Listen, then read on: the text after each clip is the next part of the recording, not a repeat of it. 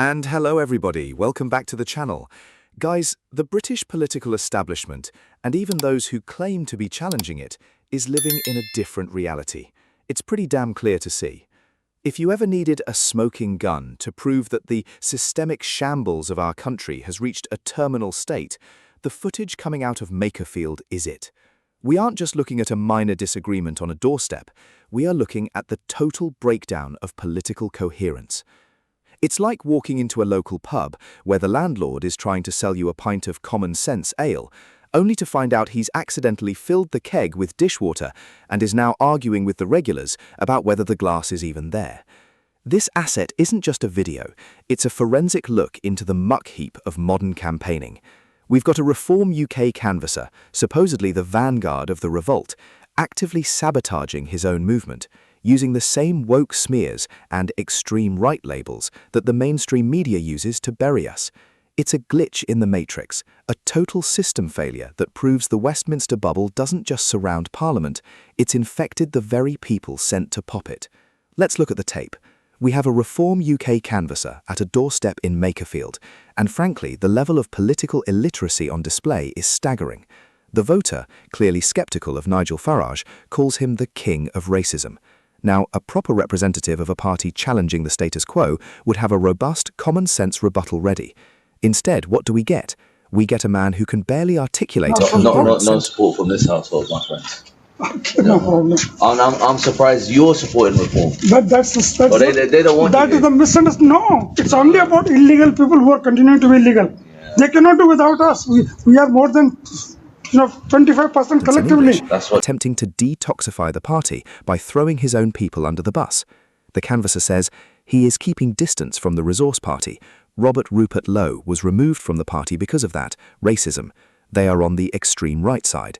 Was removed from the party because of that. Tommy Robinson and his entire, they are on the extreme right side. And he has got his home minister, one of two ministers is Jia Yusuf. He's a Muslim from Sri Lanka. Sheila Bradman is one of the ministers. This is not a reform household. That's okay. Good luck on your side. We respect you, but I'm just trying to. Please think about it. Let's decode this political waffle.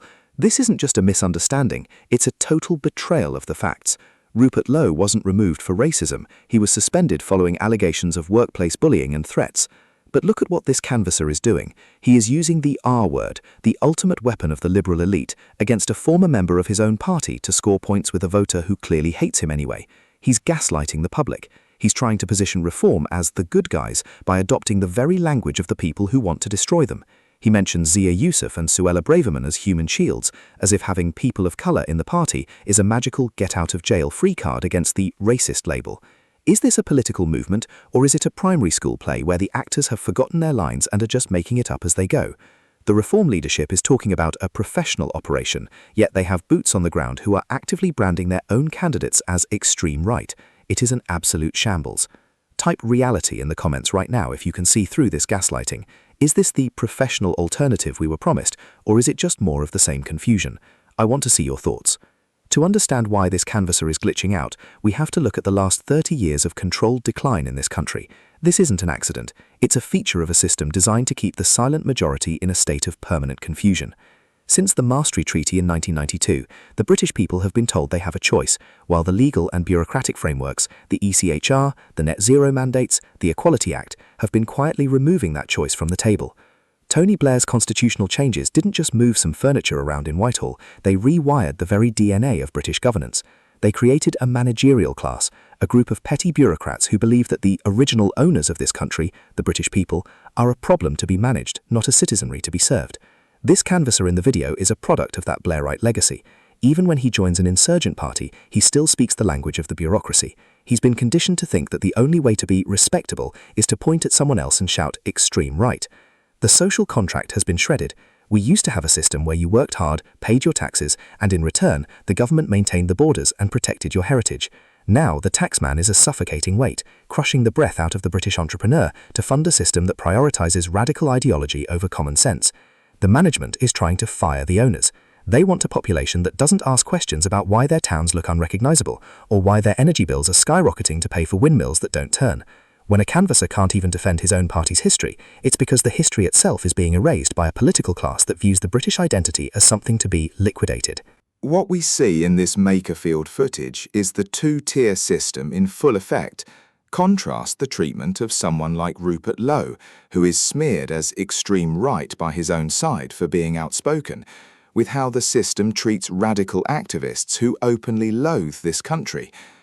We see a two-tier justice system where a law-abiding patriot in Blackpool or a small business owner in Great Yarmouth is hit with the full force of the law for a non-crime hate incident, while radical groups are allowed to march through our streets shouting for intifada, with police liaison officers handing out cups of tea. Why does the system bully the patriot while ignoring the radical? Because the patriot is a threat to the Westminster bubble. The patriot wants the old social contract back. The radical, however, is a useful tool for the bureaucracy. They provide the chaos that justifies more control. This reform canvasser is playing right into that hand. By calling Lowe extreme right, he is validating the two-tier narrative. He is saying, yes, anyone who stands up too firmly for British interests is a radical who needs to be purged. Think about the pensioner in Wigan watching this. They've seen their high street die, their GP surgeries overflow, and their sense of community evaporate. They look for a party to represent them, and they find a canvasser who is more interested in virtue signalling than in solving the crisis of illegal migration or the crushing tax burden. The system has become so inverted that the people sent to save us are using the same scripts as the people destroying us. Let me know in the comments. Have you felt the sting of this two-tier system in your own life? Have you been told your common-sense views are extreme, while radical nonsense is given a free pass? I read every single comment. The so what of this Makerfield by-election is profound. If the right is busy stabbing itself in the back, what happens to the real-world issues? Labour's Andy Burnham is sitting pretty at 43% in the polls because his opposition is a circular firing squad. While Reform and Restore Britain trade insults over who is more racist or more extreme, the actual liquidation of Britain continues. What happens to your house values in towns like Wigan or Kent when the local council is forced by net zero mandates to prioritise low-traffic neighbourhoods that kill local trade? What happens to your safe streets when the two-tier policing model ensures that certain demographics are untouchable while the local father is arrested for a Facebook post? The chain reaction is already in motion. If this systemic shambles continues, your private pension isn't safe, your property rights aren't safe. We are seeing the death of the high street not just because of Amazon, but because of a deliberate policy of making it impossible for real people to run small businesses. The professional politicians in Westminster don't care if Makerfield becomes a ghost town, as long as the spreadsheets in Whitehall look equitable. This feud between Reform and Restore Britain is a gift to the petty bureaucrats. It ensures that the silent majority remains divided and conquered, while the clueless nitwits in the cabinet continue to glitch out from reality. Imagine the future if this isn't corrected.